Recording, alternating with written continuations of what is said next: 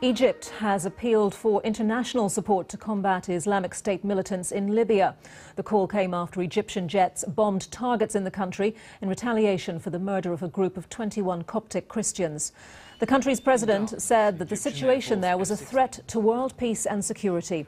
The Egyptian ambassador to Britain said boatloads of terrorists could start arriving in Europe within weeks unless action is taken. Well, for more, I'm joined now by Mattia Toaldo, who's a Middle East expert from the European Council on Foreign Relations. Good morning to you. And I suppose the first question is whether this is a one-off retaliatory strike by Egypt or the sign of, or the start of more to come. Well, Egypt has been involved in Libya for some time now. The difference is that now this intervention is open and public.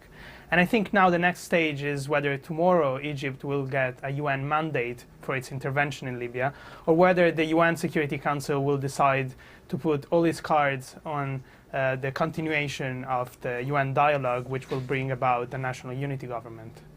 And certainly President Sisi's comments on protecting a multi-religious Egypt, those sorts of words will appeal to the UN when they consider his appeal for a wider coalition and more help. Absolutely, and they appeal also to Egyptian domestic constituencies. Protecting the Egyptian Coptic minority has been one of the main tenets of Sisi's rise in Egypt. That's why it's very important for Egypt to act in Libya now, and that's why it will not stop until it really defeats ISIS in Libya. And also this line from the Egyptian ambassador to Britain saying that boatloads of terrorists could start arriving in Europe within weeks unless action is taken. I mean, that is alarming, to say the least. I mean, even if one thinks that perhaps is an overstatement of the situation.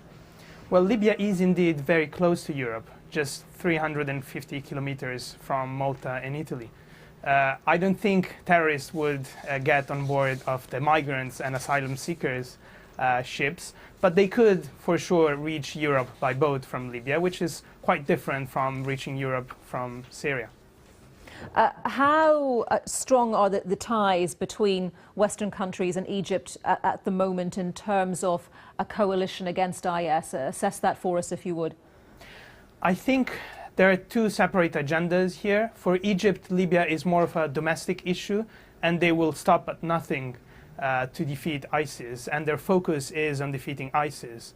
For Europeans and the US, the focus is rather on stopping the civil war and thus creating the conditions to defeat ISIS. This leads to two separate tracks, and probably they will manage to recombine them into one cohesive international operation.